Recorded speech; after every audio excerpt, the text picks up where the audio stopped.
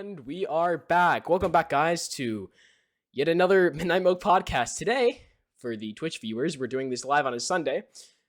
For specific reasons, we'll mention later. I have to yell at someone for this one. Anyway, today we're gonna be talking about. I've actually had a week to prepare this idea because we also had a 2-week delay as well. That's why we're doing this on a Sunday. We're going to be talking about human intelligence, which I don't know why that sounds like a decent title, but it is. But basically, the whole motivation for this is I was watching Psych2Go. It's a pretty good channel. I would recommend watching them. They just basically give out little pointers and tips about human psychology. Not anything to diagnose. They specifically say at the beginning of their videos, like, this isn't for diagnosis purposes. This is just like little neat pointers and maybe little hints to say, hey, you might want to get this checked out, right? It's a pretty neat channel, and they were talking about something along the lines of something to do with intelligence. But they mentioned they prompt the question, and they're like, "What is intelligence?" And this was a really interesting fact. And they're like, "Well, it's actually measured in 3 ways: the standard, typical thing that everyone knows as IQ, right? And that's what a lot of people think of, which means intelligence quotient, which basically how I've really figured it out to be is like." It's like your ability to process, retain, and output information, like pattern recognition and memorization, basically things in the frontal lobe, anything that's high functioning. And then you have EQ and CQ. EQ is your emotional quotient, which also goes really good with your social ability. But EQ is the ability to understand yourself, like your own emotions, right, and how you function. And then you have CQ, which is your curiosity quotient, and there's really not much to explain there. Typically, higher CQ, higher IQ, higher CQ, higher EQ, right? Creativity is expressed in different ways, and curiosity is expressed in different ways. But generally, just higher curiosity allows you to learn more. But they also reference something that was interesting that is the real science behind why stereotypical nerds exist. Like, you find like, oh, the person with like glasses, freckles, and this specific appearance generally is smart. And it's interesting, and I've always like wondered about that. I'm like, why is it drawn out to be this way? Well, it's and why they're like very socially anxious around people, like that stereotype specifically is what this goes under. But IQ usually trades off with EQ. So usually if you have a higher IQ, you have a lower EQ.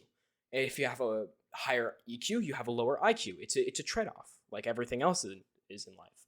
That's how they basically described it. And I think that's a pretty good description. I'd like to boast that I think I have a healthy balance of both. Not saying I have a high of either. I'm just saying that like I feel like I have a happy medium. I went in for an actual psych evaluation, and I have an IQ of 127, which is okay. Wow. Well, above average. Yeah, subtle flex. But it's not anything like, oh, this is the smartest person in the world kind of thing. But I love, and I described this to my friends. I love how my mom described it to me, and she's like, basically, in dumb terms, this is like the most intelligent you could be without being a complete social outcast. I'm like, that is a thanks, Mom. But because I feel like I have a pretty good emotional quotient in understanding myself, and I have decent social skills because I'm fairly extroverted. I love going out to talk to people. I don't really go out of my way, but like, say in school, if I'm there, if I have to be there, why not? You know. But I felt like that was a quick 5-minute ramble to start us off and give a general understanding of human intelligence, which is today's topic. And what we're going to be talking about. And yeah, sure, Mason, sure. But that last name, I bet you do. Anyways, I don't know. To tie within that, I love that, you know, more people are actually finding out that there's more than just IQ. Yeah. To like your intelligence, because it's such an outdated form of saying how smart you are just because, oh, you can answer a couple of math questions really quickly and you can write really well. Yeah. Instead of it being looked at it like that, and just by the grades that you get of like, oh, he's really smart. He's gonna go up to, I don't know, be a physicist or something because he's got all A's. Yeah. I mean, that could be true, but that shouldn't just be what it's, quantified as. Because there's a lot of people that I know, especially, that might not have the highest school smarts, but they are probably the most like emotionally balanced and curious people I've ever met. Yeah. And they just can't do school environments because they do not help with those two other factors for your intelligence.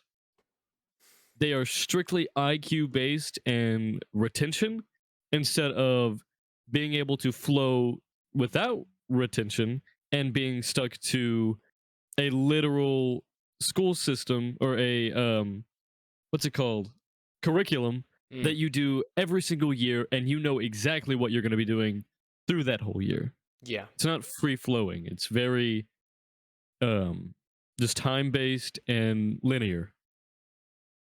So I'm very happy to see that more people are becoming more aware of the multiple standards that you need to take into consideration when judging how smart someone is.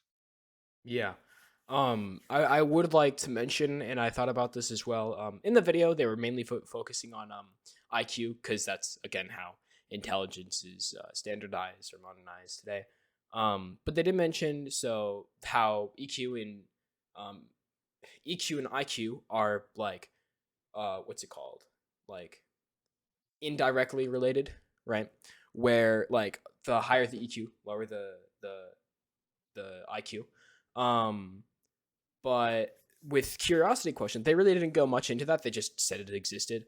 But my theory is that it's relative to both of them, right? So higher IQ, higher CQ. Like an example, like you're curious about math problems, therefore you'd probably most likely have a higher IQ, right? It makes sense. With Mhm. curriculum and stuff like that. And same thing with like higher CQ, higher EQ.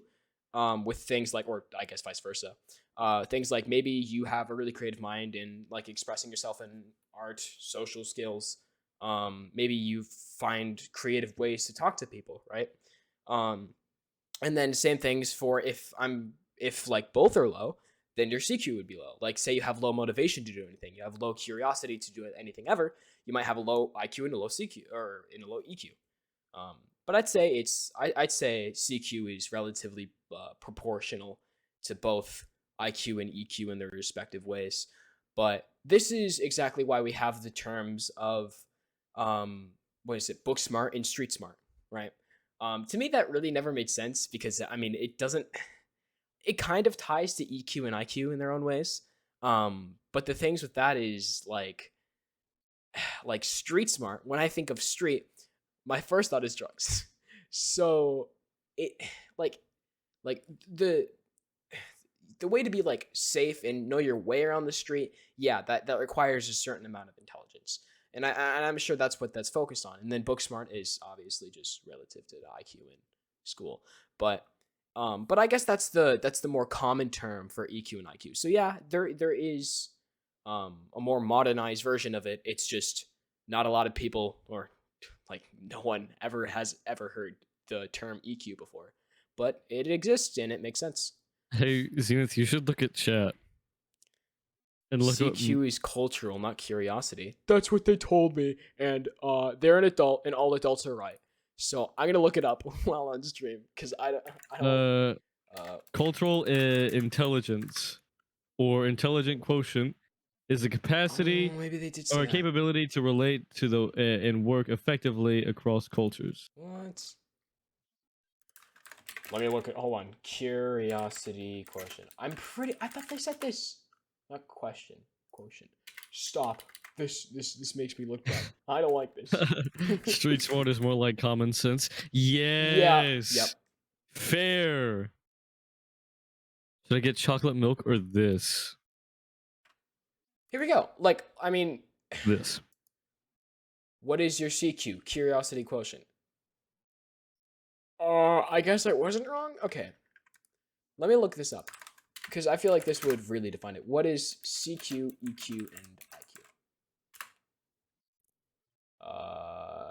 Okay. Well, there's also an AQ. AQ? Um. What's the AQ? Okay. You got intelligence quotient, emotional quotient, curiosity quotient. See, you're just bad. Adaptability quotient. That makes sense.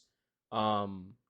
And spiritual quotient. That. Honestly, I think the mm, curiosity and the cultural quotient go hand in hand. I think they're the same thing, but differently like defined. You know. Honestly, it seems like culture fits way more into curiosity than curiosity fits into cultures. Yeah. But But adaptability quotient AQ. That makes sense. Mhm. I'd say I'd say I have a pretty high AQ as well. mine it depends on what it is. If it deals strictly with change, not so much. I hate change. I could I could probably go through. I'd be able to adapt to just about anything.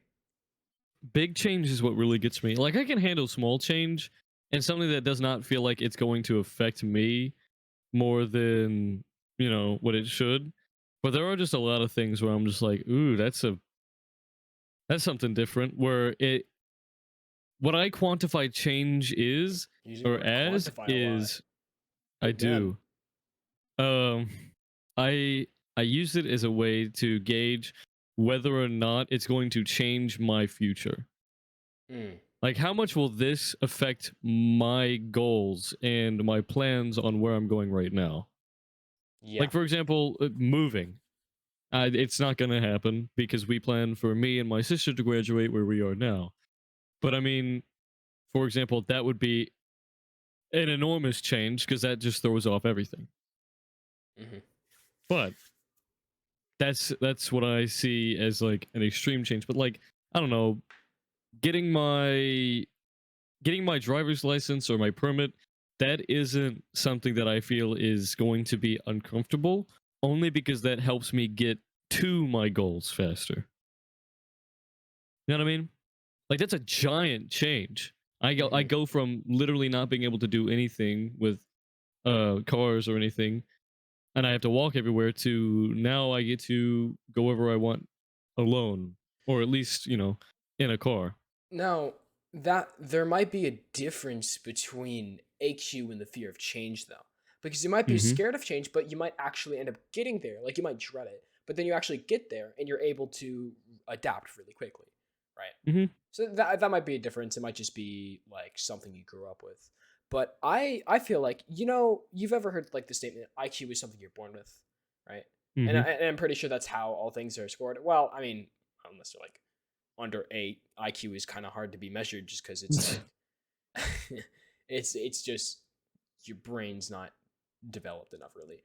But it has nothing to do with maturity. Is the thing is that, well, I mean, I'm sure it plays a factor, but IQ is something you're born with. You can't really change it much. Yeah, you can alter your score by a point, maybe drastically by 10, but it's kind of hard to do that. And most of that has to do with motivation and maturity. So, but I'd assume that EQ would probably go the same way, and I'm sure you can force yourself and be able to adapt to like extroversion in social environments. It's a little bit different, but I feel like EQ would probably fall under the same role, right? Mm-hmm. Well, CQ maybe, but here's the thing. Here's what I want to throw out here. AQ, adaptability quotient, um, doesn't. I'm not sure how much sense that makes to me because I feel like that comes with maturity. yeah. Because like I say, you were put in a terrible situation as a child and you've learned how to adapt and survive. That is precisely what the ability to adapt is maturity. I don't feel like I really feel like none of these, any of your intelligence scores and like categories should be gauged just when you're born. You know what I mean? You know what it might be though Hmm. is like how you grow up is like in the category of like something that cannot be changed, right? Because you grow up in a certain environment and that is something that cannot be changed. Yeah. Right. And I feel like that makes a little bit more sense. Because after you're 20 something, your brain gets all solid and sad. And like Sad. and it'd be kind of hard to change your IQ from there. But as growing and developing as a child, if you set your child on a course where they have the like a higher chance to be more successful, I'm sure they would grow up than a higher IQ than if you were to just throw them on the street. Yeah.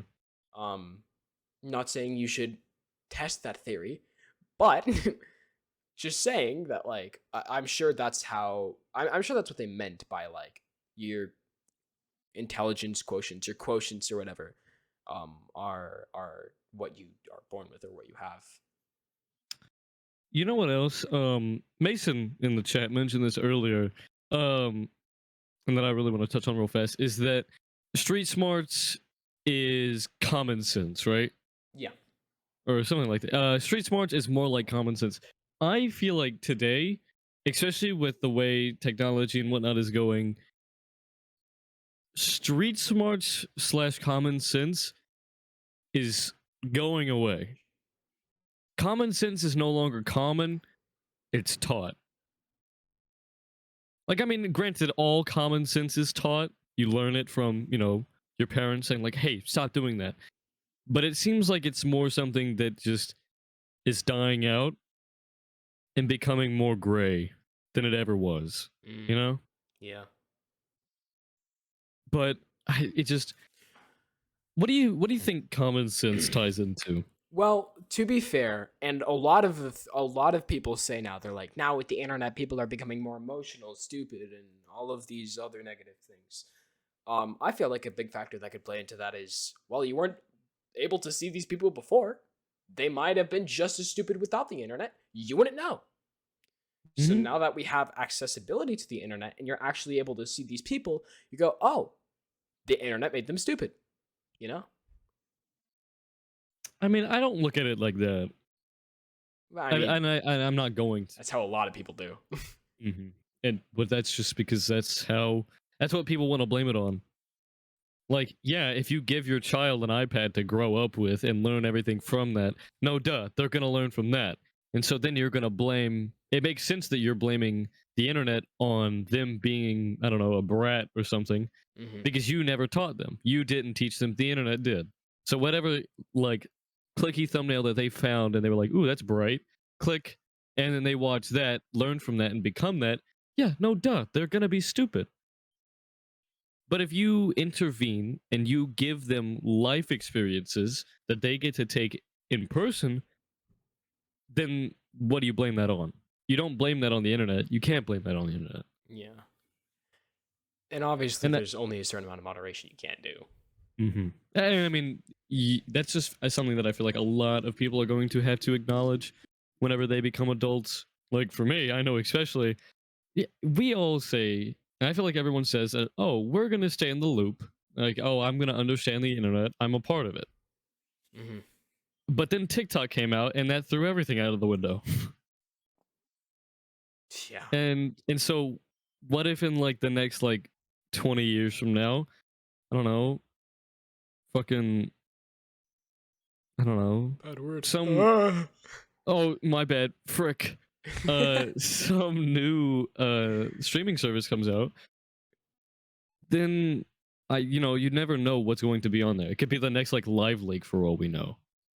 But Yeah. it became mainstream. So there's just so many factors that are going to tie into the future generations' intelligence We do and podcast she doesn't have an idea. And just so we make many this joke every podcast. we do. There's just gonna be so many new factors that I feel like will take your AQ to have to raise a child. Very inspirational. Anyway, I don't know if that was Mason. sarcastic or not. Anyway, it was Mason in the chat brings up a good point. I'm gonna use your name whether you like it or not. I just can't not. I'm not gonna call you the certified lob god. I'm sorry. But anyway, brings up a good point saying that, like, EQ can definitely be changed because you went from super quiet and reserved to I guess a weird mix in between. And I would agree because I went from severe introversion to like semi extroversion. And that I feel like you haven't really entirely grasped the neither have I the idea of EQ because I'm making this up as I go. But I mean, it has emotional quotient in the name and the ability to understand your own emotions, right? Which definitely does tie into your sociability, but it's not directly related, you know? Because I had a lot of social anxiety when I was in middle school. I'm sure everybody did. Um, but I was able, because of my relatively decent EQ, I was able to look at myself and go, "Hey, I'm having a real hard time being able to interact with these people. What can I do to change myself?" Right? And that's really what defines EQ in a person is because they're able to identify like the issues and they're able to like identification. That's the big part of these quotients is identification, adaptability, and learning. Um, but I was able to just go there and say, "Hey, I have an issue. I'm gonna fix it," and then I did. Uh, not entirely. I still have social anxiety, but I don't. It's not to the point like that I can't talk to people. Period. You know, I'm able to go in my classroom and make friends and have fun. You know. So Yeah. it's just called maturity, really. You know, another thing that I've just realized is EQ does not stay the same. And if for all the people that say that it does or wrong, the reason for that is because Okay. well, because one of my own personal experiences is during quarantine, I I had gained social anxiety. It just kind of grew. I'd say a lot of people did. Exactly. That right there tells you that no matter like whatever your situations are, your environmental situations will either negatively or positively affect you. It's Yeah. just like whenever you're feeling down, a lot of people will say, "Oh, go outside, get some sun." One, because you know you get your vitamin D, and that is very well tied to your emotions. But point is there's so many environmental factors that will tie into your intelligence and all the aspects that are tied to it. Environment is what I feel connects everything. Yeah. Well, I mean, I'm sure if you get brain damage, I'm pretty sure your IQ would go down. So, yeah, I'd say that's a pretty valid statement. Yeah, fair enough. I mean, Uh, you never know until you find out. yeah, So why environment don't we does play try? a big role. Mhm. I just say, generally speaking, it would be like screw you. Environment aside, the big part of that is because people try to learn IQ, and that's why they're like, "You're dumbass. Like you can't really just gain this kind of stuff." Like, and especially if you have something like low CQ and your curiosity might not be that big. You might or just maybe attention span, anything. There could be any factor that could stop you from learning. Maybe you just have a hard time learning, right? But you want to have a higher IQ. You can't just gain that, you know. Um, but I feel like the main premise of that is you can't forcefully just shove quotients in your head. You can't obtain them. Like Yeah. it has to happen. And I feel like that was the main purpose. So screw you. You know what? There is one argument that I will give that really does tie that into it doesn't change. Okay. And this is one because I want to give a counterclaim as well to it. Um it's like you mentioned learning. If people just don't have the attention span or just struggle with a school environment and cannot learn that way, it seems like the school system it just like it drives you to change. Yet you just can't. Like usually once by I'd say preschool, once you get out of preschool and you go into elementary school, things really change from going from, you know, you're learning how to be in school to how you're going to be in school for the rest of your life. Like I've been the exact same in the sense that I'll do school, but I struggle with it at times just due to, I don't work well in a school setting. Yeah. And I've tried changing that, and I know that I could, but I can't. Mm. I can definitely put my mind towards it and focus more on it, but that's not to say that it's going to work 100% of the time. Moron. Imagine. Hey, I still have A's and B's though, so I have L. A's. L. Okay, and I have an A minus in chemistry, actually. oh, an A minus. You're bad. I like I talk about that a lot. Like I have an A minus and like, oh boo. Oh, boo. I have D's. I'm like, I'm failing. Yeah. I'm not going to the next grade year. Oh, that's a lie. I'm gonna become a junior. Oh, imagine. I'm gonna be a sophomore next year. Yeah. Freshman. Real quick little side tangent. Freshmen got all of our like bathroom breaks taken away. Like you can no longer have full class bathroom breaks. Yep. No, that sounds accurate. Not only that, but they got our 10-minute break that high schoolers get, where like you just get 10 minutes to roam around in the halls, go catch up with your friends.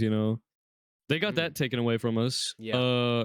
And not only that, you can no longer go to the bathrooms the first 10 minutes and the last 10 minutes of class. Oh yeah. And here's the reason why. They all got caught like having sex in the bathrooms. Oh no, it was drugs at our school. Oh, it was no. It's usually vaping and sex. Yeah, which is. Can we say that on YouTube? It's for educational purposes. It's fine. Yeah, it's for educational purposes. My nose is runny. Oh, and YouTube will probably flag me and say, "Hey, no." You just censor it. Yeah. Yeah, that's what I'm gonna do. Maybe not. No, yeah. So we just have we have bathroom passes. So like, some classes, every class has a different. Some class just the teacher just has one bathroom pass and you use that. And then if it gets lost, like he screams at you, and then like or they just give you a bathroom pass every time. Or if you use too many, they're like, dude, chill out. I'm not gonna give you one. But I mean, if you get caught by like a cop in the bathroom without a bathroom pass, they'll like write you up or something to the teacher. What? We have cops in our school. Just oh yeah, same. But oh wait, ours don't roam the hallways. But what was it? Or just walking out of the bathroom. They're obviously not going to go in there and get you. But yeah. No. So instead of like having certain times to go to the bathrooms, they just completely shut them down. They have these like portable gates that they'll use, and they'll shut the bathrooms down. Really? Yeah. Oh. And then our teachers just they're like, guys, come on, if you keep doing this, you're not gonna be able to piss anymore. Like, are you serious? Bro, Mason pointed out something very big. Yeah, you literally sleep through every single one of your classes, and you still get all A's. I'd like to explain this. I have an undesirable ability to pay attention to absolutely everything that's going on. Which is more of like what I want to. I guess I have selective attention, selective hearing, whatever. But with that comes with curriculum as well. Anything curriculum related, lectures or whatever, my brain will go, you have to focus to this. So I've developed this thing that I call half sleeping, where I'm able to basically dream and learn at the same time. That's weird. Which normally would mean that I'm not getting enough sleep, but I sleep so much that I'm just a god at this point. Oh no, this is Zenith's god complex arc. Oh my god, are we gonna go on one at the same time? What? Are we gonna have god complexes at the same time? Let's go. There's so many jokes I can't make. You can tell me after the podcast. What are we talking about? Anyways, getting back to human intelligence. Let's see. Yeah. I don't know. There's a lot more aspects that I feel are very important to mention, and we're not gonna have nearly enough time to talk Oh, about you know all what? of No, them. no, no, no. Shut up. I have to. Uh, uh, We're gonna cover this at the beginning of the podcast, but I felt like I had that really 5 minute rant that I wanted to kick us off with.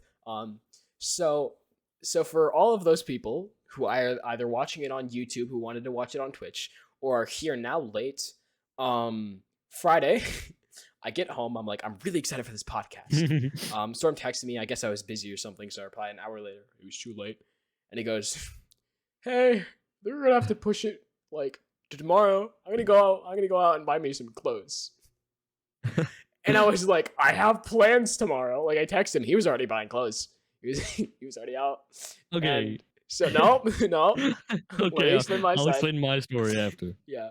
And so I'm here pissed at like 7, counting down the seconds. I'm like, I keep on like texting Storm. I'm like, where is he? Are we gonna miss the podcast? And I text my mom. And I told her, and I was like, he's not here, and like I don't want to cancel plans tomorrow for a podcast. My mom calls my dad. I didn't hear this part of the story. And now she's freaking out. My dad goes downstairs, and I'm already fine. And my dad comes downstairs. He's like, "Are you okay?" And I'm like, "I'm fine now." And then like my mom comes downstairs panicking, and my dad's like, "He's fine now." But I was so pissed because I'm like, he seriously pushed back a podcast, a 2 week late podcast, to buy fucking clothes. And I'm like, in my mind, I'm like, he's able to do a podcast Saturday, but but chose to buy clothes specifically Friday instead of Saturday just to push it back. That's what I thought. And I'm like, now we're gonna have to do it Sunday, which I never want to do. And here we are. Now let me explain my side of the story. So I have been very busy this weekend, and I kind of forgot to mention it because of how busy I was. I had needed clothes for today, for my community band concert. I needed to go buy an all black attire for the concert, and not only that, but I needed shorts and tank tops for marching band. But I couldn't do that Saturday because my mom had to take my grandmother to go grocery shopping and then also go somewhere else, and me and my dad had to work outside in the front yard and in the garden, so I was busy all day doing that. And then today I had my concert, but I knew that wasn't going to take all day. I had just forgotten to mention all of that, and I was just like, I'm gonna go buy clothes. This man is really hard to get a hold of. Yeah, that, and I also literally just turned off my Discord notifications that Wednesday. They do drip. Are they? I bought a Corona Light tank top because I thought it was funny, and I'm gonna try to wear it to band and see if my band director notices. Oh my lord! This man is really yes.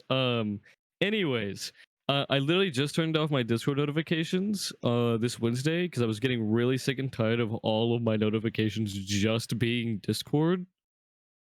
So maybe have me on like emergency notifications. I should have just yeah, no. Yeah, but you can just text me. You have my phone number. Put me on emergency notifications on like iMessage so that when I text you, it's like it will be specifically about the podcast, or unless I'm dying or something, maybe. But that's like podcast first. Mason, shut up. Mason, shut up. We've gotten very off topic. I had to explain and apologize to the 4 people in chat. There's 7. And probably the 16 that I watched this. Maybe our views have been fluctuating. I don't know. Hopefully we'll have a podcast for the next 2 weeks. Not too sure about the last week, but yeah, that's right. Just as an FYI, first 2 weeks of June, we will not be able to have a podcast. Yeah, we'll both be and out. And that the last 2 weeks of July, we will not have podcasts. I have a monkey on my. I have a plush monkey from an aviation camp. He has a little medallion. His name is Jerome Jr. Jerome Jr.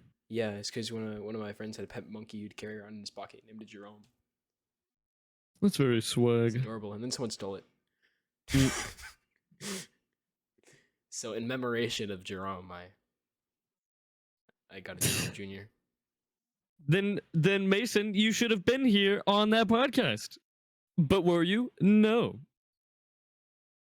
This is not the Midnight MILF podcast. It is the Midnight Milk podcast. We only do that every 69 days. No, we are not doing that. It's like it. It's just the same video.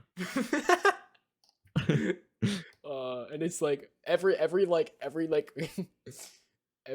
what's the word for it? Every single number, double, like 2-digit numbers that have a 9 at the end, like, is gonna be a Midnight MILF podcast, and then it's like the number 4 is replaced with the 6, and it's just the same episode.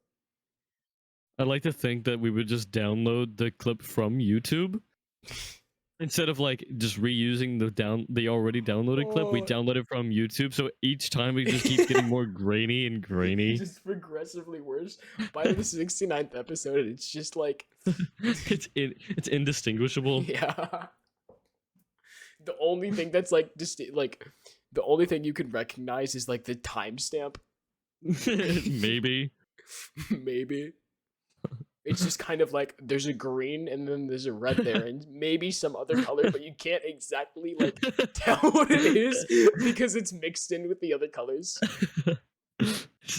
By the end, by like the 169th episode, it's just like it's a color. It's just a pixel. It's just a pixel, and it's just noise. Quality. And and eventually, like in between the spaces of the conversation, there'll be like a slight bit of silence, but like there won't be much of that because of the sheer overlay from the other audios. Yeah. God. What has this podcast devolved into? I've had a lot of people ask what the Midnight Milk podcast was. They're like, what's your podcast name? I'm like, it's the Midnight Milk podcast. And I'm like, hold on, you have to slow down. What? Like, the, make sure you put the Midnight Milk, as in like lactose, podcast. And they're like, why? And I'm like, and then I describe it. I'm like, have you ever gone down like in the middle of the night and taken like you were drowsy, you open your refrigerator door and you pour yourself a glass of milk, and your lips just caress the edge of the cup, and you get that first little sensation as the lactose hits your taste bud, and the universe just it just expands, and then they go, no, have you? Sometimes. Occasionally. I think your milk was laced. Oh, that's excellent.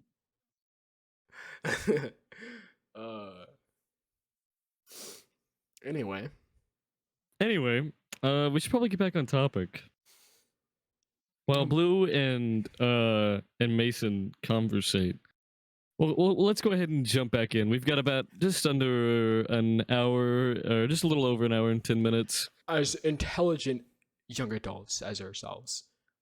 Oh, by the way, I'm not sure if I should say this because of time purposes. I feel like we'd be like arguably like just as good as at debates, but arguably just as bad for the same exact reason. Yeah. Because like like we're really good at conversating and making up like counter arguments and all that. So we'd go up there and we'd have like a first good 10 minutes, and then one of us would bring up a good point and we'd go, damn, that makes sense.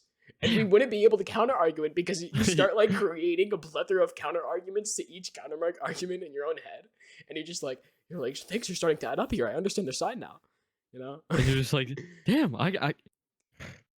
it's all leading back. We actually did debates in 8th grade, and our debate ended in a compromise because I'm so bad at debates.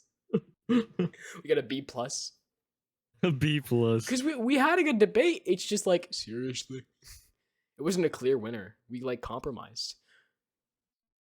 Just from the compromise. Oh, my batteries. Oh. Anyways. Anyway, I need to stop reading chat. Must ew. Ew. Anyways, let's continue. Mm-hmm. Well, back to intelligence. I would like to think that there's a lot of other things that you can use to quantify intelligence, and that's through hobbies. Granted that goes with the creativity slash cultures one, the Curiosity. CQ. Um, and that's just curiosity, yeah. Um, Same thing, creativity. I Yeah. mean, it still fits in, but like that right there should be a lot to tell you if you have many hobbies in the sense of like, do you like, I don't know, playing an instrument? Playing an instrument, I feel like takes a lot of um emotional or not emotional intelligence just to Well, be able to EQ learn. as well. Hmm. Because you're able to play music and be in tune with yourself. I feel like those go Hmm. hand in hand. But I mean, that right there, like just depending on what your hobbies are and also what you choose to do with your time by yourself is a lot to say about how smart you are. And just in I'm the about to sense of turn off chat. for real, I keep looking over occasionally, and I'm regretting We every might each keep on time. Twitch chat, but then just like hide it for YouTube. We'll just put it like we'll have a black bar that we could always just put in We whenever could we just turn wanted. it off right here. You could, But but anyway, let's not. Let's not. I I honestly feel like I have a pretty low CQ. Really? And I mean, let's go by your example. Like with a musical hobby, I tried piano, I quit band. Uh, I took lessons, and I just never had the motivation to go back. And like I learned on my own for a little bit. I learned like one song, I'd be satisfied, you know. And that right there is like I just be satisfied. That's it. I'm done. I never really cared to learn more just because I was like I don't feel like devoting my time to this. And same thing with video games even. I I have a hard time finishing video games. And I fixed a lot of that by scheduling. That's how I do a lot of my tasks through day to day. And especially like hygiene used to be terrible when I was younger, right? So I just scheduled it in, and it made sense to me. I used my AQ and IQ and EQ and all the other ones to compensate for my CQ. But I mean, I scheduled it in, and that was my plan for the that was the plan for the like piano lessons, right? It's like I scheduled this in. And it just you know, you go to a lesson, you go to the counter, and they're like, all right, when do you want your next lesson to be? And I go, oh, we'll see when we get home. When we get home, I'm never gonna have a lesson. And until my dad brings it up, and he's like, hey, you can have another piano lesson. I'm like, I'll think about it. I'll think about it later. Let me So see if it fits into my schedule. yeah. But I don't really have many hobbies, and I mean that's why I play tennis, because or after school sports, just because. I mean, it's not like I don't have things to do at home. It's just I did. I've learned, and I brought this up to my friend as well. Is I with having a lot of practice in a row, I go home and I'm like I'm exhausted, obviously, just because it's a lot of work, sports, and stuff like that, and especially directly after school, you're just exhausted. And I go home, I take a shower, and I lie down, and I'm like, oh, I wish I just went straight home, right? And I'm like, not that I didn't enjoy practice, it was just time, you know. I was running low on time, and I'm like, I want more time. I'm tired, I'm exhausted, you know, like I want a break, and I that's natural just because I'm doing a lot of stuff. But then when finally there's no practice, or there's something going on, we don't have tennis, and I'm like, okay, I get to relax. I go home, and then I sit there and I do nothing for like 3 hours, and then 3 hours later, I go and I'm pissed at myself because I'm like I could have been practicing. Yeah. So I just sit there and I do nothing because I don't have the motivation to do anything else. You know, Yeah. I'm like, do I want to start a game? Do I want to do this? And I sit there thinking about it for 3 hours and I end up doing nothing. See, I know I have a lot of hobbies, but I feel like that's where I messed up. Is that I gained too many, and then I want to indulge in too many hobbies that I just can't at the moment. Like I have so many hobbies that I want to start, but have not started. And Fair. like there's a lot that I've already like started on and have been doing. For example, like I will go and to band. I will do band. I do community band. I'm about to start marching band back up. I do this podcast, for example. Video games has never been too big of an issue for me. I love story-based video games, especially ones that delve into VR. That's another hobby of mine. I Oh, love researching I've never VR quit the. Oh, technology. never mind. That's a lie. I couldn't finish Half-Life Alex. Really? Yeah, I Oh, that's one of I my actually went through a second favorites. playthrough, and still couldn't finish it. Oh, I love that game. See, that right there, I wish I could replay story-based video games, but I can't. I don't know why. I never am able to finish it a second time over. I can Mm, always finish it the first time, but I can never do it again. yeah, Unless it's like a really, really good video game. That just means a lot to me, and I haven't played it in forever. and honestly, I feel like that equates to a high CQ. Hmm. Because you go in there, you're curious, and you're like, that's your drive and your motivation to play through the game, right? As you go through and you and you play it, they're like you're always curious for the next, for what's gonna happen next, right? And then you go through your second playthrough and you're like, oh, I already know what's gonna happen. This is boring. But typically, for someone who may have a higher quotient in something else, maybe they just play the game for the physics. They don't really care Hmm. about the story. They go around and they explore, and they're like, oh, that was a good game. I enjoyed it. They play through it a second time and have just as much fun, right? Because they don't really I care. A great example of that would be like your Gary's mod or your Pavlov, Yeah, any first-person shooter or any physics or not physics, open world slash playgrounds. yes, playground games. It's one reason why Minecraft has been going for over 10 years and has probably one of the largest cult followings. It hits all of the cues.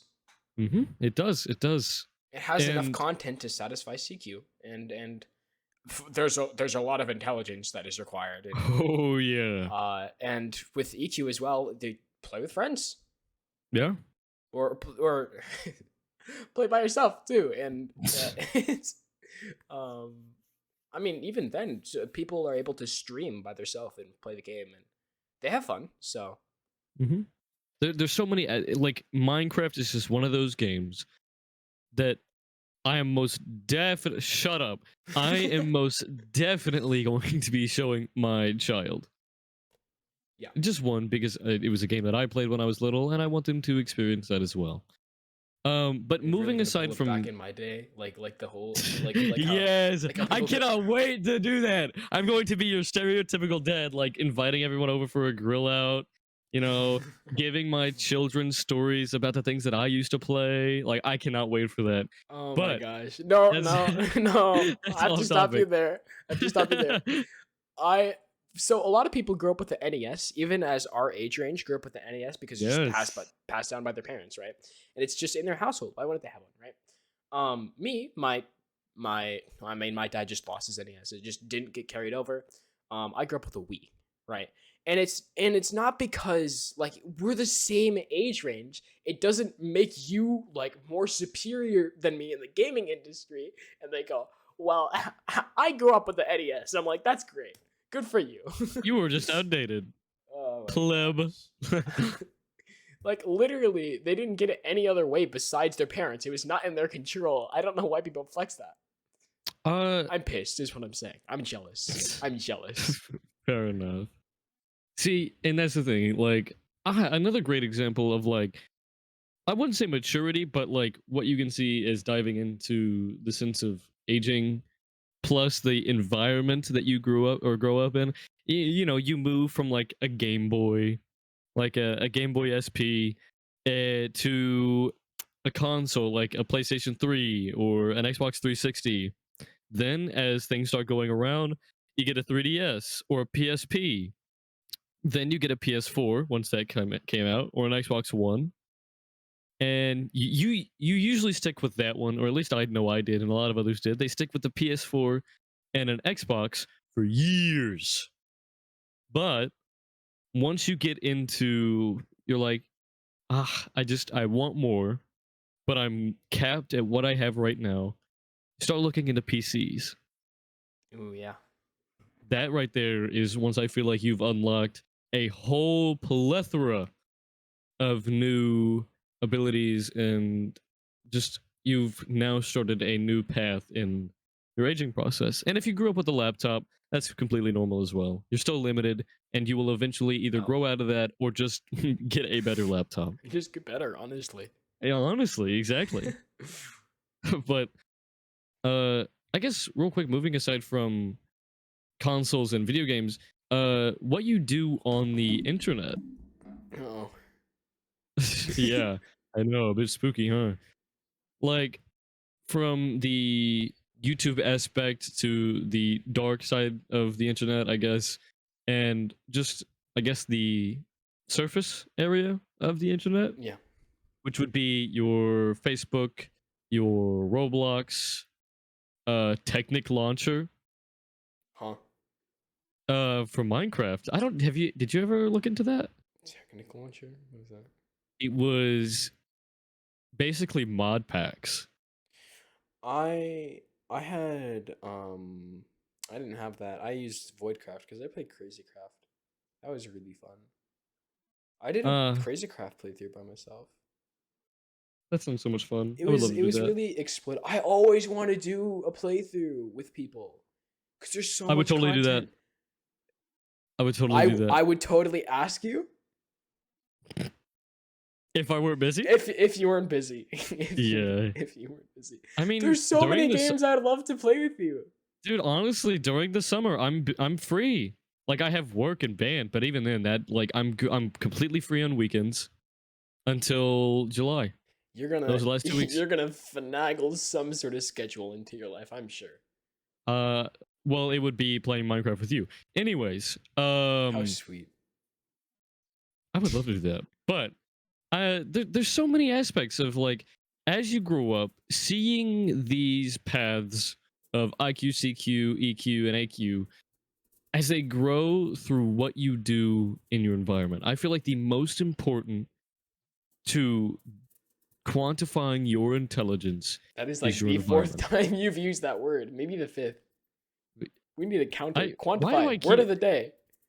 quantify? But I feel like a lot of people will agree with me on that. And I'm gonna go off on a little tangent here, but like, environment makes everything. I don't care who you are or what you say. Environment literally makes you who you are. Because without environment, you do not have your friends and family. You do not have the things you interact with on a day-to-day basis, which is like your phone, computer, your Xbox, PlayStation, pets. You do not have any of that. You do not go outside. Without environment, you literally have no basis for your IQ, CQ, and EQ. Or your AQ, I mean. Yeah. But you will not be able to become you without the environment you hold around you. And so take as much care of that and cherish that for as long as you can. Because the moment you move out of your original stepping grounds of your environment is when you are now set in stone and will most likely, there will definitely be a little change here and there, but that's where you are usually going to stay. You aren't going to change much from your original group or your original roots because you are no longer there. You can't grow in your original soil. You're now in a pot. You are just being watered now. So, Objection. objection. Uh um I'd like to make a claim that I mean, to be fair, uh EQ, IQ, CQ, whatever the other Qs there are out there, are literally made to be like interacted with the environment. That is how they are measured. So, Hmm. I mean, yes, they change with the environment, but to be fair, is like your ability to interact with the environment is exactly how those are measured. So, Hmm. But that's the thing. No one, like, most people don't even know that EQ exists. yeah. They only know that IQ does. And so giving people the importance of their environment, which is already stated, I feel like a lot of people already understand and is taught even in school, like, oh, treat your loved ones, and your pets, family, anything like that, keep them dear and close because that's where your roots are from and that's where you started, which makes a lot of sense. But no one Ooh. mentions just how important that is to your actual intelligence and who you are today, because it will Um, be gone eventually. that's the ideology of most like Eastern countries, or like it's like a lot of the countries in Asia where Hmm. the ideology of like they put their elders above them, as we like if you my Spanish teacher, this is a cultural thing. So that's why it was brought up in Spanish class, because he loves to dive into culture, which I think is a great thing and a great way I to learn love Spanish. cultures too. So he puts up a little scenario, and he's like, you're drowning. You've been dumped off a boat or whatever, and there's two buoys, there's two lifesavers, and you have like your mom and dad, which are the grandparents, right? You have your wife and you have your kids, like your two kids. There's two kids. And he was like, which ones? There's only two. Which ones did you save? You can save yourself, but that would take up one slot, right? Um, Most people went, I'd sacrifice my children, Yep. or sacrifice. Sorry, I'd save my children. I'd save my children. I put them on the raft because they are going to live on to the next generation, right? Logically, that makes sense for us, and that's how we culturally grew up, as a lot of Americans did. Um, some people said, which this isn't entirely off the chart either, is my wife and my favorite kid. That's not that's not one of them worded it, but it's just like a wife Damn. and a kid, just so that kid has someone to be raised by, which is like arguably, I mean, just as good. But it was a fun little argument because my Spanish teacher, he's like, "What do you mean favorite kid?" And they were like, "Come on, you know that all parents have a favorite kid. They just never say it." But I mean, it's so weird because if you were to like looking at the scenario, like if you were to put this in a hypothetical and tell someone, and you go, I'm gonna save myself and a kid, they'd go, well, you're selfish. um but if you were in that scenario and you had your life on the line and your instinct was to save yourself and grab a child, like one of your child, no one would blame you. Yeah. For well, first off, they're dead. Second of all, second of all, like if you saved yourself, they'd be happy for you that you lived. You know. Yeah. So in the scenario, it would in the scenario, it wouldn't be like a terrible idea if you saved yourself, because then you're able to raise the kid and make sure they're in safe hands. But a lot of people more morally go save the wife or the both of the kids, right?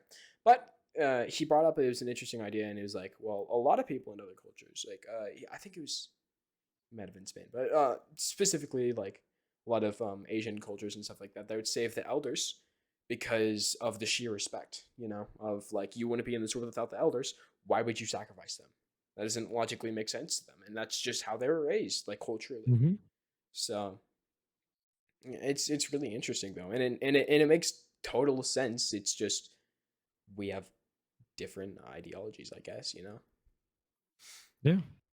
See, but I feel like another thing that a lot of people forget about is, while yeah, your family is most important out of all things. I don't, you know, no, me personally, I value family over anything. Mm. But a lot of people do not equate their friends into their family. Now, granted, I know a lot of people don't value, or don't not value, but don't see, all of their friends as family. But I personally do. My EQ is based off of my friends and family.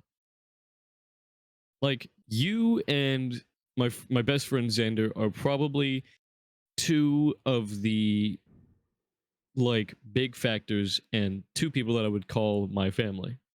Interesting. And that's just because I value both of the experiences that I've made through you and him. There are not many people, very few even, that I would say are my family. Hmm. I joke around and I'll say, like, "Oh, you're part of my family too." And I mean, granted, it's slightly meant, but it's a little rhetorical and definitely not completely uh, factual. But the very select few that I would say, if like you and your family were dying, there would definitely be two other people there that I would consider part of my family. I First of all, I would like to point out that most of this podcast has been us complimenting each other or ourselves, Yeah, because fair. we're just egotistical. But second off, that's really sweet. But um, I it's weird because I'm not sure I'd consider Jason like family. Yeah. I mean, that's about it, really, because I've known him since second grade, and for Mother's Day, and I told his mom, I was like, you've been like a second mom to me because she's been there my whole life. If if I've ever needed something, and maybe my parents weren't in town, I'd text her. Yeah. Um, but for you, I've only known you for a year. I'm just gonna shit on you here. I've Fair only enough. Go right known you ahead. for a year, and I again, this is a big factor. I've kind of been raised in a sense of like online friends aren't real, and they're not Yeah. like aren't real friends. Obviously, you're obviously my friend and my best friend, but online. That's the big difference. Is there's Mhm. I grew up with a label. With that kind of label is because I've been taught stranger danger. Internet is full of strangers. All of them are strangers, you know. So sorry. Oh uh, no, honestly, I don't mind. And the only reason why I wouldn't consider you family is just because I have not known you clearly, or not long enough for me to be able to say whether or not things will go awry. Or honestly, and I'll mention this even on the podcast, is that we haven't had an experience where we've like both been genuinely angry at each other. that is facts, which is And so scary. I know I No, you don't. know what? I was genuinely angry at you Friday. Okay, well, okay, well that right there. But I mean, Uh, that wasn't that confrontational, and that was was yeah, that was I was slightly pissed, like for like maybe 20 minutes. yeah. Yeah, Blue got the heat of it. I was Uh texting oh. Blue, and I was Sorry, like, "This." Blue. I was like, "This guy, I can't handle this guy. I can't stand him. No more podcast. No more podcast." No more podcast. No, but I was like, seriously, over fucking clothes. Uh, I'm sorry, Zenith. I give you an apology. I'll crying give you an emoji, apology video here hug soon. emoji, Midnight Milk podcast apology video. Sorry, we didn't have our podcast Friday. I understand my mistake. I've made a serious gap in my judgment. We've made this joke That before. that was the Logan. Sorry, I had to quote the Logan Paul apology video. It was I've lapse in my actually judgment. never. That's what I it think was.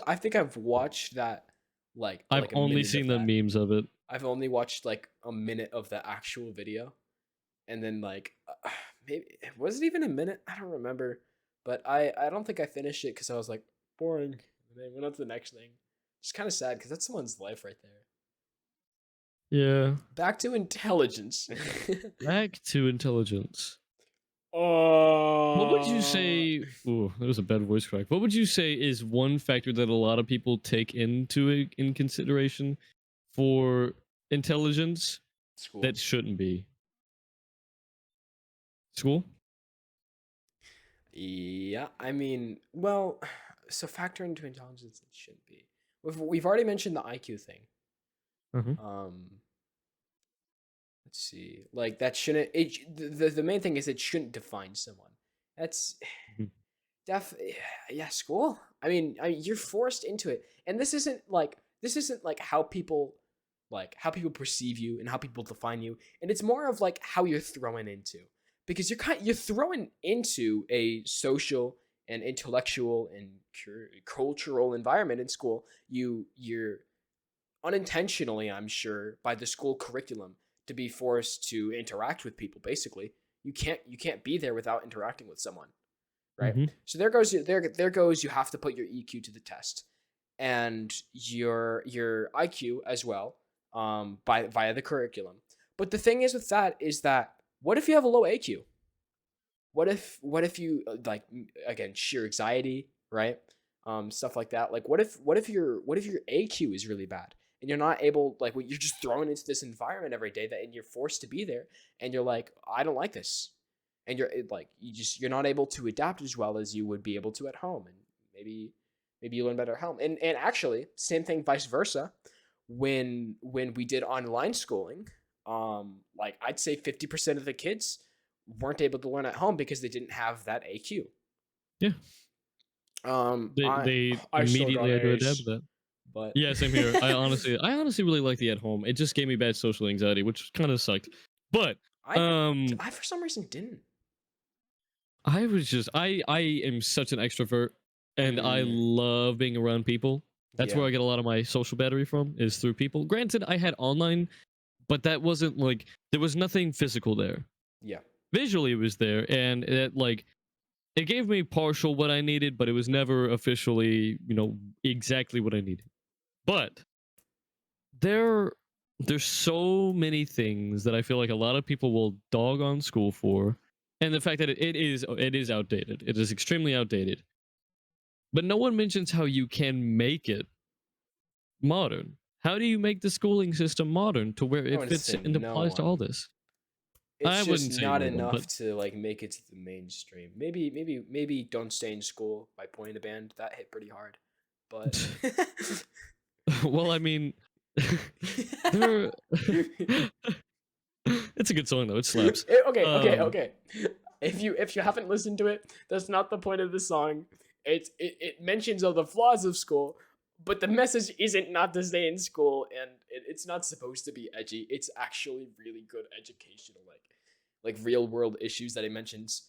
But Yeah, the song is also fire. it is. It slaps, unironically.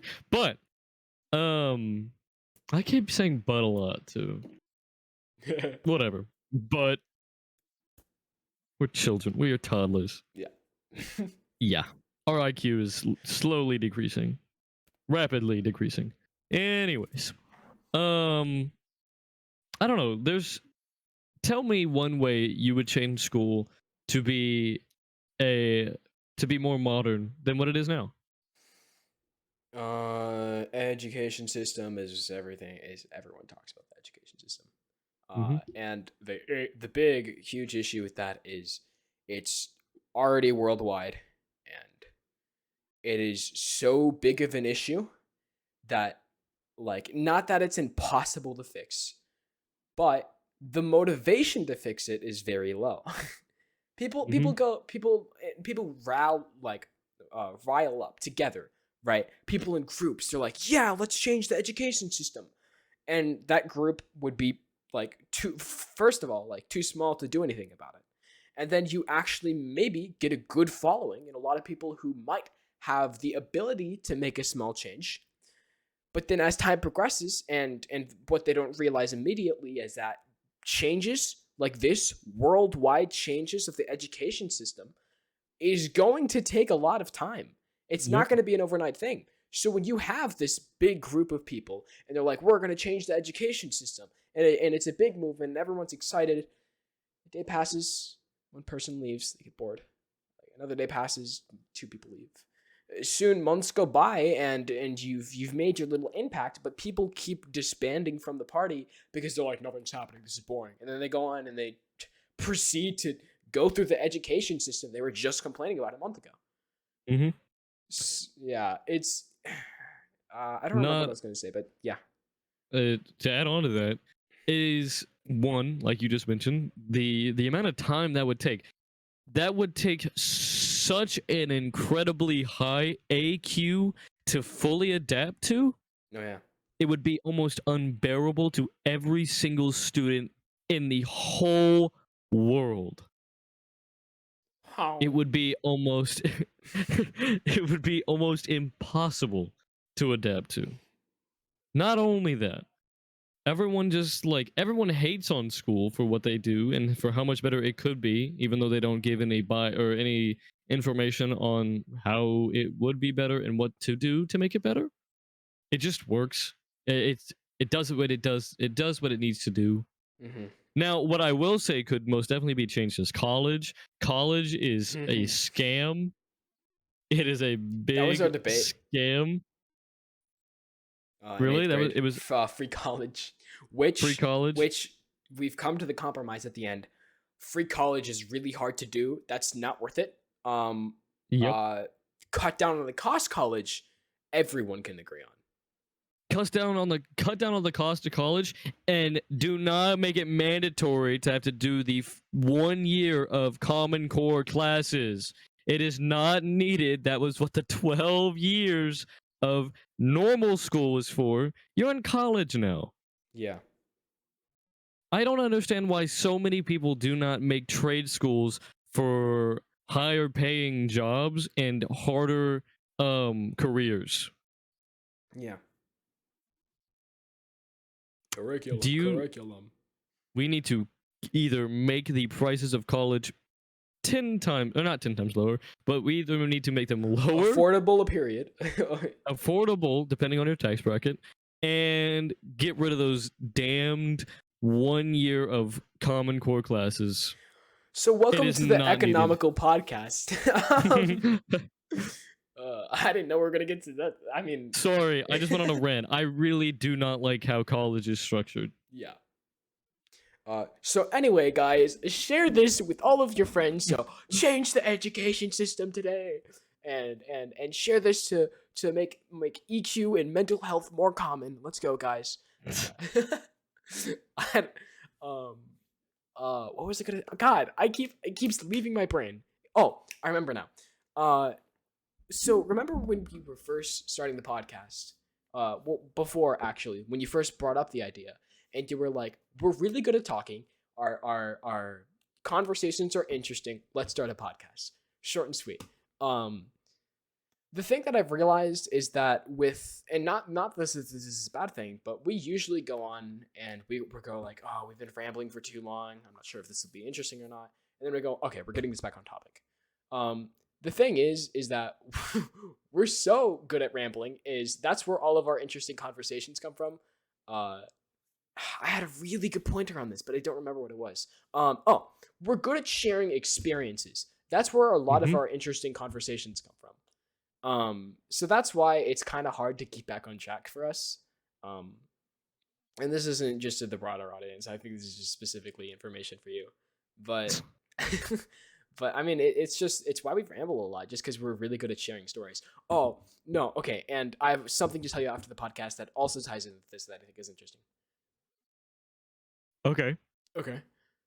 Okay. I'm not gonna remember it though. So write it down. Write it down. Write it down right now. Okay. Type it in the TMMP notes. I got it. Yes, we have an entire Discord chat. We do. Titled the TMMP notes, where we put our description, our thumbnails, our titles, ideas for podcasts. We should probably be using the Discord server for that. I remember what that is. Simple. By the way, it's a symbol. It's a symbol. I'll remember what it means. Don't make it sound neat. It's not messy. What do you mean? The TMP notes is actually really well structured, honestly. How would you know? What? Yeah, you're not in there, Blue. You're not in there. I don't think we can make a live stream of it's not It that is messy. not messy. It's actually for what we planned it to do, it does exactly what we've made it to do. I mean, it couldn't have been better, honestly. It's precisely, and if it's a good enough idea, we'll pin it. But we have just so we can always go back on it if we ever need it later and we forgot. We have our thumbnails. We have our thumbnails and descriptions, like thumbnail then description right under, right? Some little snarky comment that I leave for Storm, and this is routine. And after or in between those posts that we make, we just dump down ideas or title ideas or anything like that. Just in short little messages. And if it's good enough, or if we're like, okay, we're gonna do this next week or whatever, we pin it. Yeah. Or I mean, anything like thumbnail colors or passwords, stuff like that. We'll just pin it. So now, again, I do think we should have we should just move the TMMP notes to the Discord server. As in, because I've had this idea, and I mean, it's okay for me to mention it here. It gives people to become a member. For our boosters, for the Discord server, would get sneak peeks on the things of what some of our ideas might be for the next podcast. If you have any feedback on how our description was written, if you have any ideas on titles or things like that, just go ahead and post them. And I don't know. We were just thinking about doing that. This would be good. If we had a fan base. Yeah. But that's exactly it. Shamley's Discord and Twitch plug and YouTube plug. Yeah, no one knows about our Discord, and I feel like that's the issue. If you go down into the description of this podcast right now, if you're on Twitch or on YouTube, if you go down into the description, you will see that there is 2 links, and it either says YouTube or Twitch. Either way, go click on both of those. Follow the Twitch, go subscribe to the YouTube channel, And below that one or above it, there will be a Discord logo. Click on that. Go join our Discord channel. We have all of the information on every single time we go live, anytime we post a new video. We have all of our information down there. And not only that, you get a chance to hang out with everyone there, chat with them. There's occasionally some memes that get posted in the memes channel. But yeah, go ahead, join it. We would love it. And if more people join, we will actually have a reason to put a mods slash boosters chat to see some sneak peek information on upcoming events, videos, video ideas, thumbnails, and descriptions. So yeah. And in the future, hopefully, we'll be able to host live events that you, as the viewer, can join and participate in. Yes, precisely. We have been planning and been wanting to do a live stage event where we get anyone that wants to join us, talk to us about anything they want about, like, for example, I don't know if you have any ideas on some podcasts. We could have like a little mini podcast right there where we go on a little rant about your idea, or if you have any questions about our podcast, about me or Zenith, ask us there. But we can't do that yet because we need more people. So My brain please, is if you can. throbbing with juice right now. Hold on, wait. I have Your what my is brain throbbing? is throbbing with juice right now.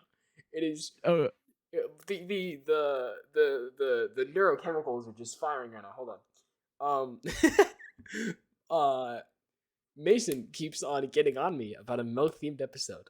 And I'm like, well, it doesn't. I don't know how we can do this or fit this in the schedule because we usually talk philosophy and it's not really on par, and we don't want to practically skip a week for a funny episode.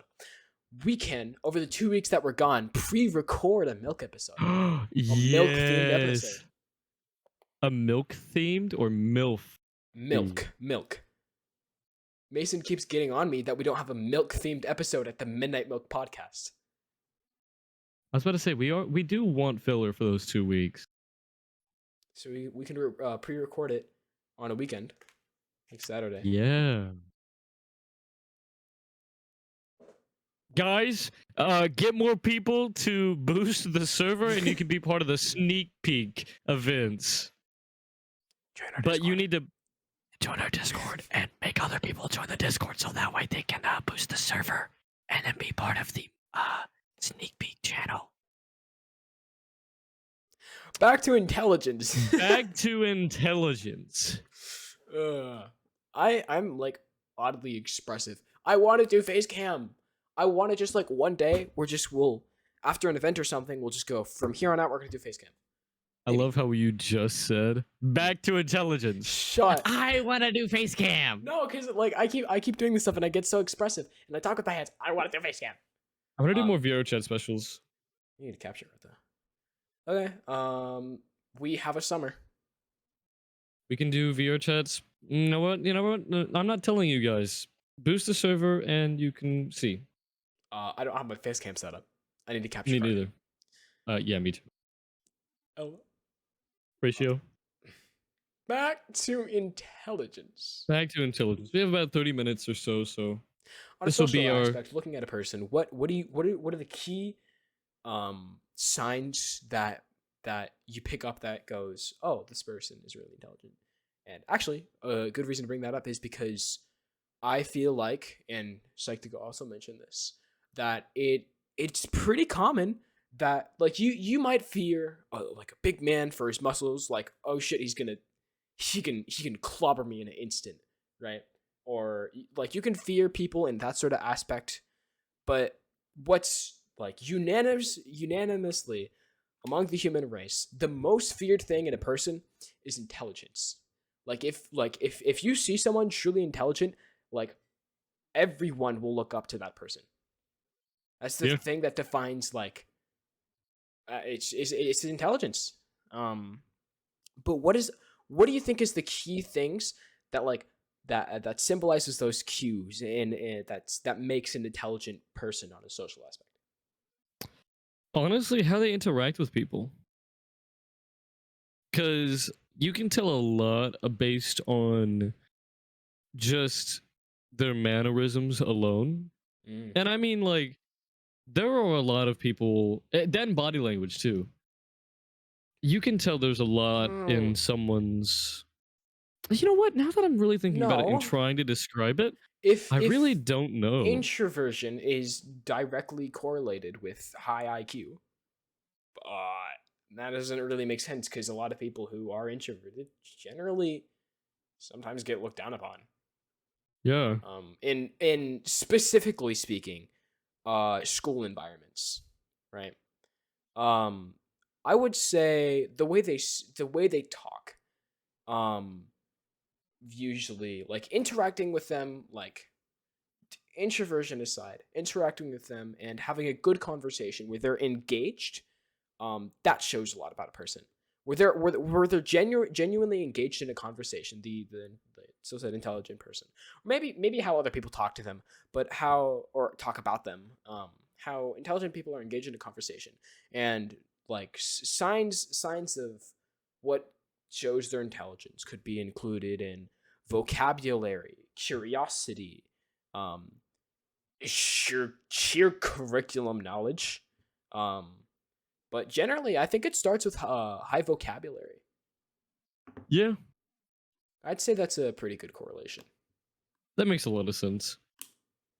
Because there's a difference between being smart and being nerd.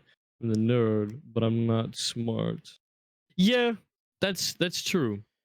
Honestly, I would consider myself a nerd, and I think the only reason people call people nerds is just because if they indulge in a hobby to a degree where they want to become a profession or become a professional at that hobby.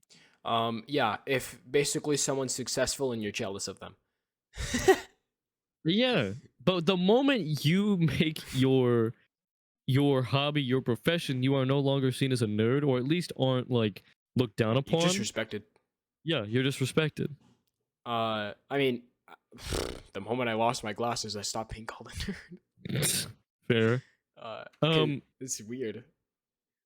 I guess that's also like, mm, let's see. I had a point and it literally just left my head. Hmm. Um,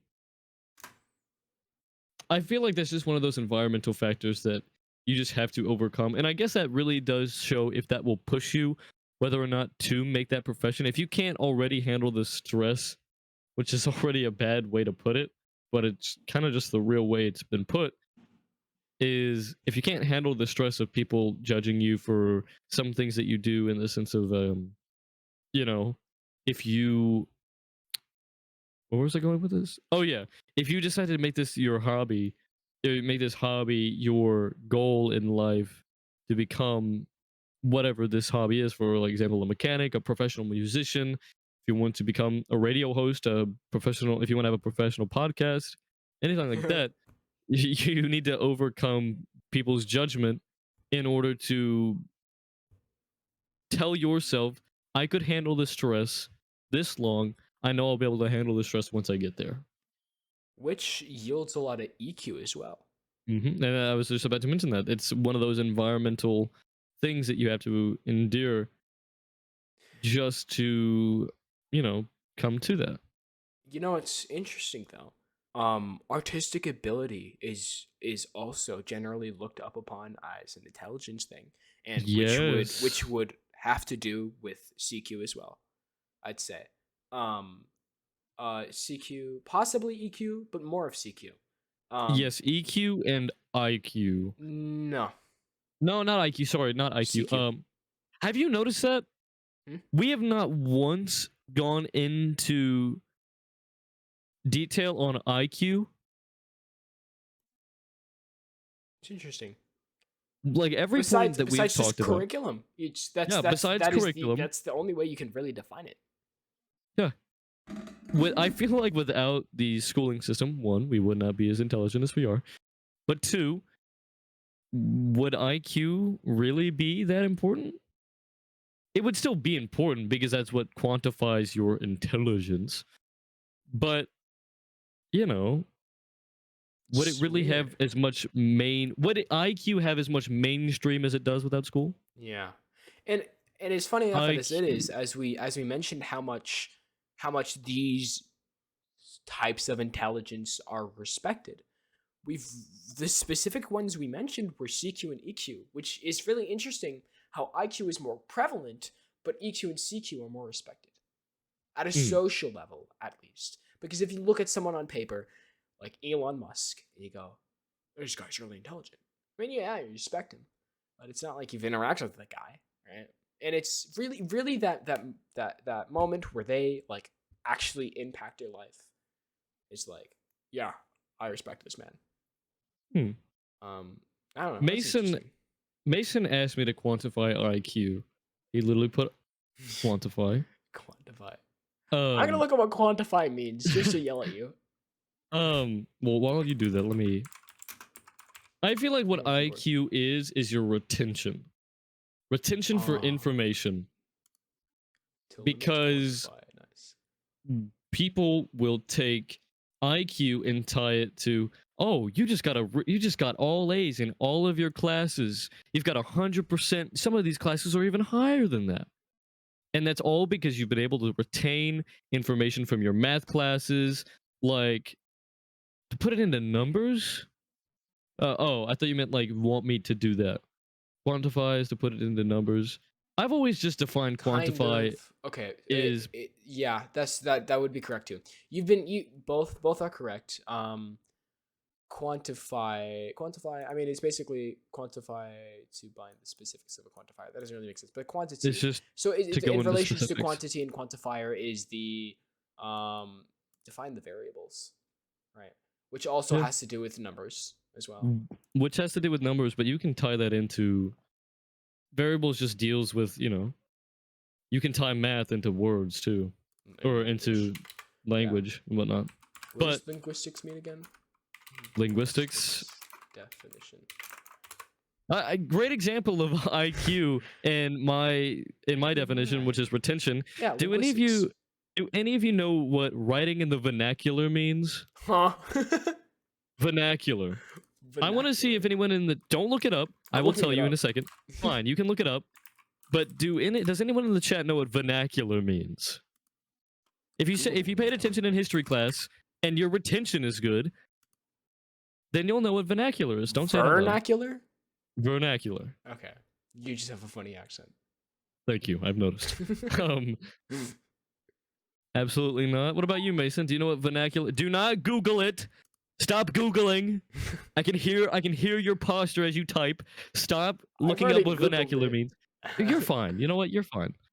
But I want to see if anyone actually knows what vernacular means. Yeah, okay, so writing in the vernacular, or vernacular, is native language. That is what vernacular stands for, native language.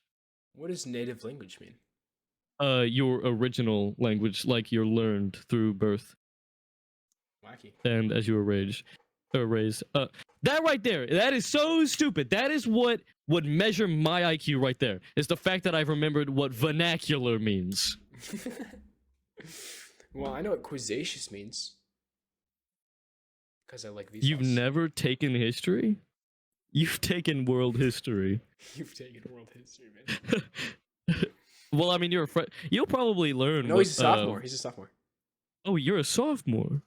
So then you should have learned what that is. I learned that. I learned what vernacular is. It's written in the Bible, though. So, like the Bible. Oh, they mention it in the Bible, as in but vernacular is native language. I've only taken geography twice. Do you get to choose what history classes you take? Yeah. What? Yeah. We have to. Okay, we take state history, global issues, or not. What did I take this year? I took. It was something. It was world history. It was world history, and then modern in the name. No, it wasn't modern history. I think that's what it is next year. I took it in middle school, and I got the credit again in high school after I moved. Weird. Oh, because yeah. Okay. Crazy. But like that right there, me understanding what the word vernacular means would be 1 point on my IQ. Vocabulary. Not exactly, but like actually, yeah. A part of the IQ is vocabulary. That is a part that is measured on the test. I remember. But still, that right there, it is your retention for random things. If you can remember what 2 plus 2 is, that's 4. Boom. Okay, that's part of your retention in math. The Like, don't ability get me for your frontal lobe to process. I mean, yeah, really don't is get what me it is. wrong. I understand why IQ is so important. Is because if you can remember things, you can most definitely live through life, right? You literally need to remember how to do your job and how to function as your body. But I don't feel that retention for IQ should just be your IQ. I feel like schools should focus more on that right now. On 8 times I see I don't 56? know. I don't know my Maybe? 8s. I don't know I my don't 7s and know. 8s. I forgot like my single digit multiples back in grade school. I can do all of my multiplication besides 7s and 8s and 6s. Sometimes 8 is 56. I was right. Yeah, I would never remember that. No, I do remember that because my 7th grade teacher absolutely ratioed me for not being able to remember the fact that 8 times 7 Oh, or 7 times 8 4th grade was 56. favorite What? teacher, Miss Connor. She had songs for all of the multiples. Oh, really? 6 times 7 rings are new, shining bright. Oh, 42. I think that's 6 times 7. 6 times 7. Yeah, sounds right. She had See, this is sayings why for all of them. this is why I love to rub it into all of my old teachers' faces. Like, gee, what are you gonna do if you can't remember your times tables? And I'm like, use a have a phone. calculator. I actually I spent like probably 5 minutes trying to operate Siri because they weren't connecting to the Wi-Fi to do something like 293 plus 100. No, it's 297 8 plus 103 or something, and which is a really simple because it doesn't it's on 100. You know, you just add on 100 and then you add on 3. That literally takes less than a second if you just kind of think a little. I spent like 5 minutes trying to get my calculator to work because I didn't want to like think about it. 7 times 8 is 56, and you had to do that every single step. What? That's awful.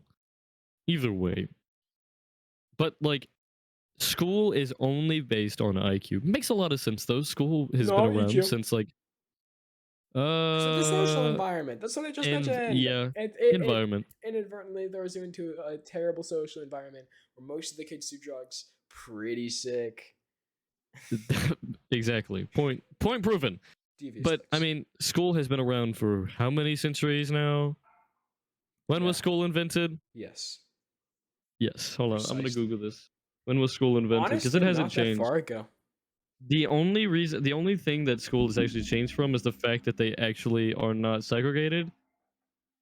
You know, that's a lie. My vocational building is so old that the bathrooms are still segregated. Actually, hold on. Think about how much the school curriculum has changed because of population.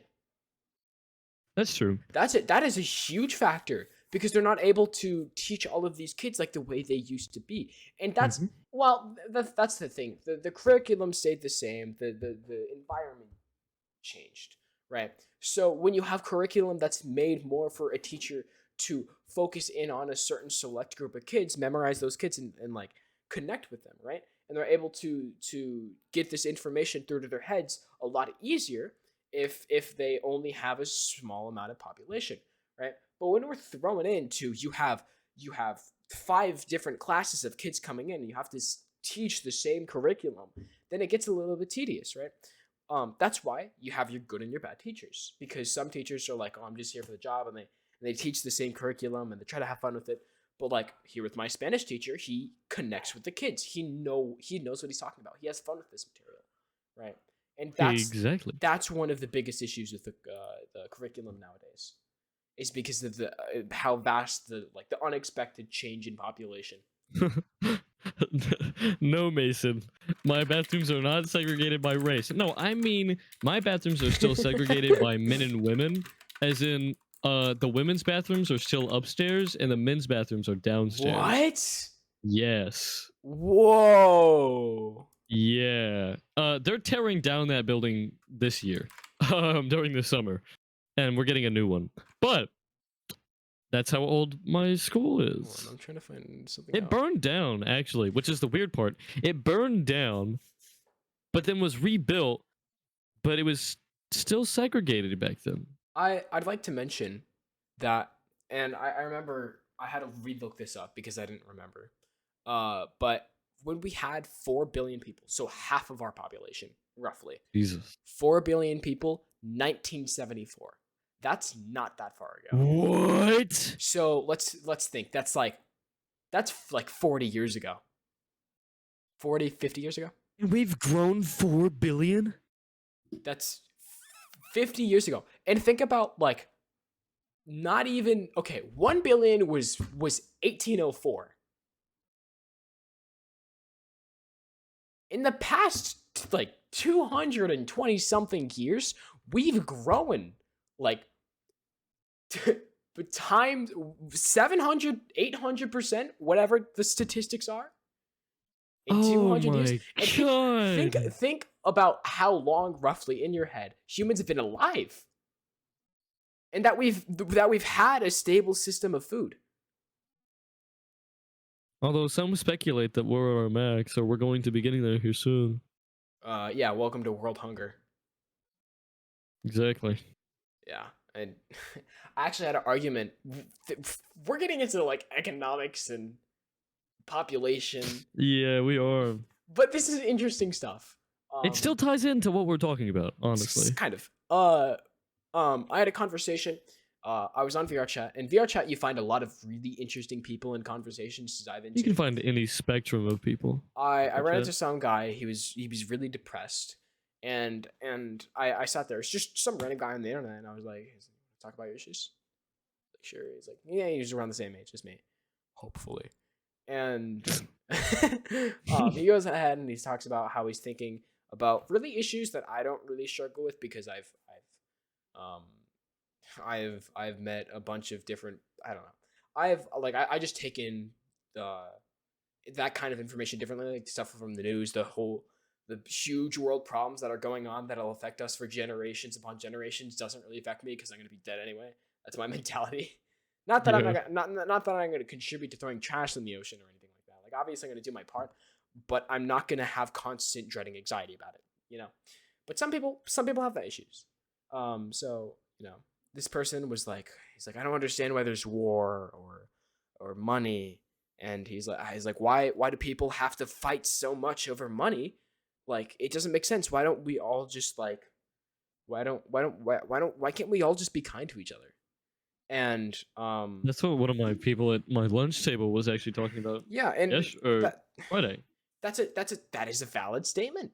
It sounds dumb just due to what society seems and what describes as dumb. But you continue, and I'll add to what you say. I mean, I broke it down for him, like constructing this idea in my head. I'm just so smart. I broke it down for him and explaining how, like, I mean, first of all, we did start off with trading and bartering, and we did have a vast less of a population, so it was harder to start these. I mean, there was tribal wars over disagreements and stuff like that, but we developed a way of money as in motivation, right? It's like motivation to drive someone forward to do a certain task for someone else, right? So basically, I mean, it allows bigger groups of people to work together easier to get more stuff done. That was the purpose of money.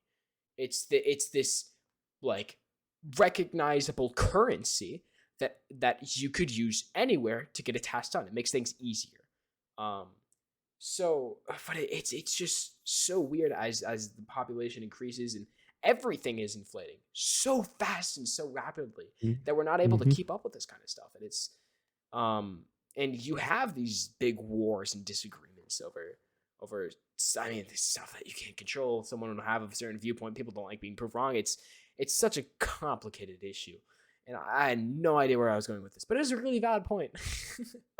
Really fast, and this is very political.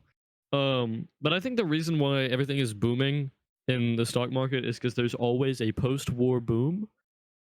And I don't care what you say, I feel like the things that is going on in today's history that we're not going to get into, I will all I will say about it is that there are current situations that are happening in, US history where it is turning out to be post-war scenarios, right? Yeah.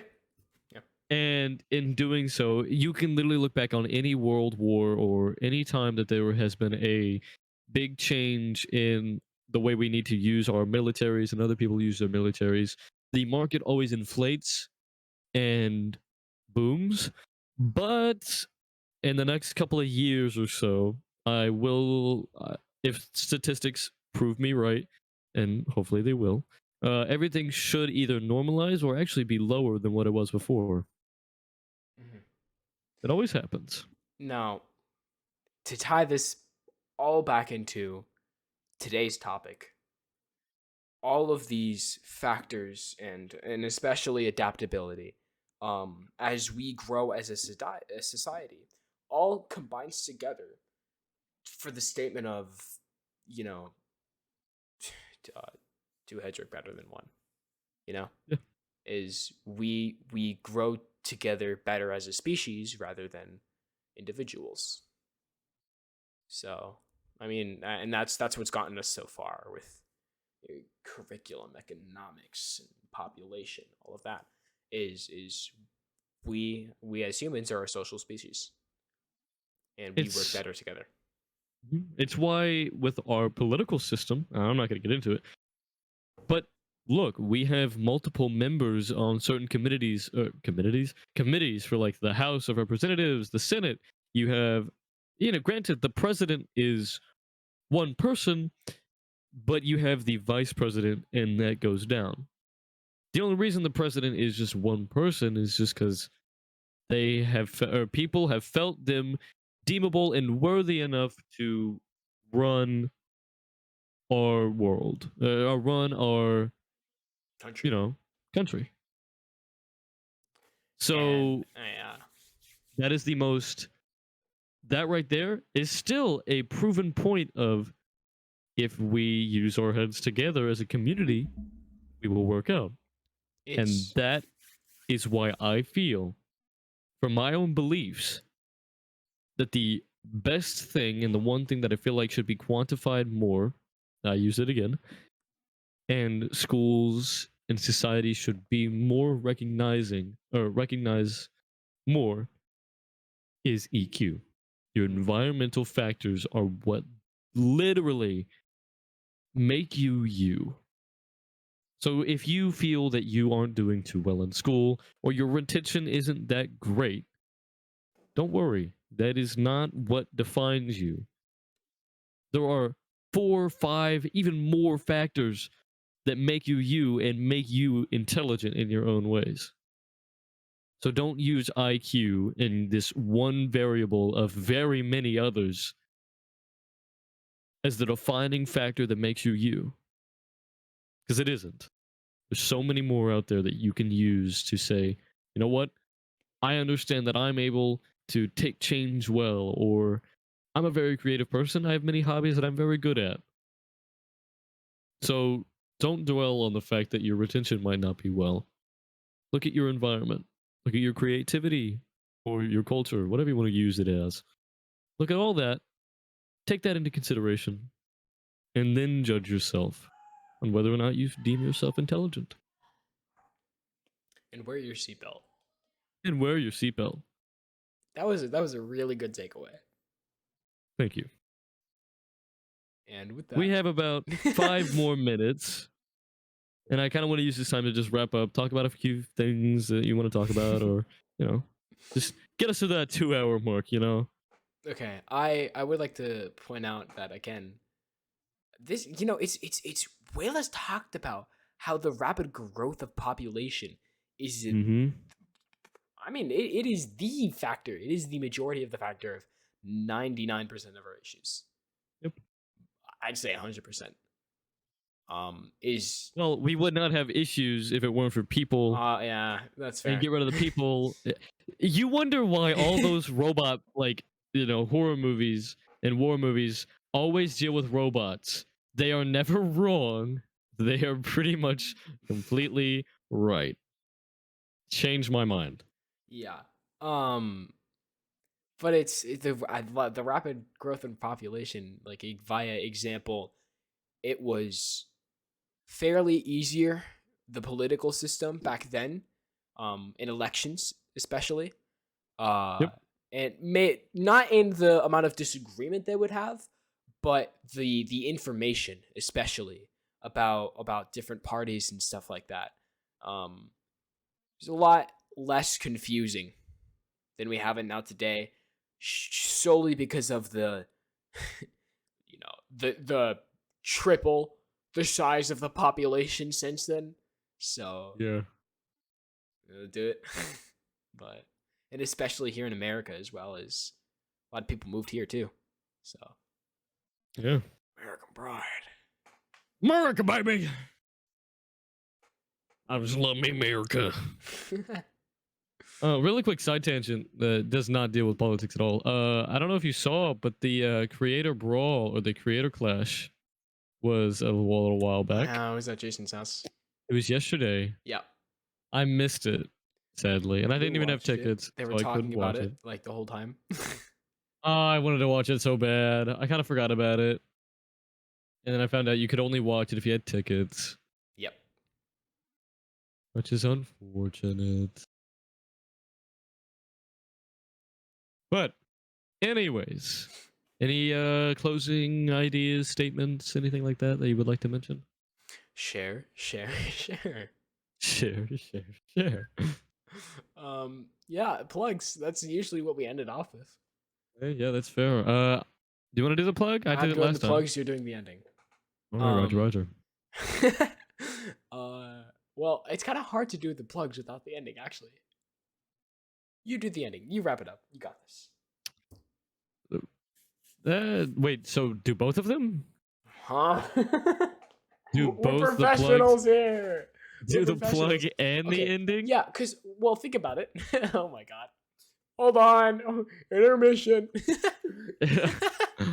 Think about it, right? You have the like you do the plugs. You go. Oh yeah. Yeah. you go go to our YouTube, go to our Twitch. This has been me. This has been Yeah. Okay. Shut your mouth. It's my turn. It's my turn. We're live. We're live. We're live. Ow. Ow. But yeah, one more shameless plug of all of our other goodies that you should go check out. We have a YouTube if you're watching this right now on Twitch. Go down there, subscribe to it. You will see when the new video is posted, a new thumbnail, a pretty new one. You can read the description if you would like to get a little TLDR. You can just watch it. Or if you want, go ahead and if you're watching this on YouTube, please go down to the Twitch. You can be able to catch us live either every weekend, and I'm just going to go ahead and just say weekend. We usually try to aim for Fridays, but as of today, that didn't happen. We were streaming on a Sunday. But please go follow the Twitch. You will be able to catch us live, be able to interact with the chat. You will also be able to find 10 minutes of us just kind of rambling on the first 10 minutes of the stream. And for both of those places, whether you're on Twitch or YouTube, please go down to the Discord. You will be able to interact with the community. You will be able to see exactly when we go live and when we post. If we are delayed or anything like that, you'll just be able to stay caught up. You'll be able to hang out with the awesome community, the very small one, but cool community that we have. We can move on from there. But if you decide to boost our server, that will mean that we have more of an incentive to give the people that boost our server a few more perks, like sneak peeks to thumbnails, to video ideas. You get early access to things like, I don't know, let's see. I don't know. Yeah, just video ideas, anything like that. And if you would like to be a part of that. We are not getting into dots right now. We will explain dots later. Anyways. But yeah, go check out all these things, and I hope you all enjoyed. But with all that, this has been me, Storm, and Zenith. I hope you have all enjoyed, and we are going to both restock our fridges full of plenty of gallons of milk, preferably with the longest expiration date. Chunky milkshakes. Chunky milkshakes, baby. And yeah, with all that out of the way, hope you guys enjoyed, and we will catch you next time. See ya.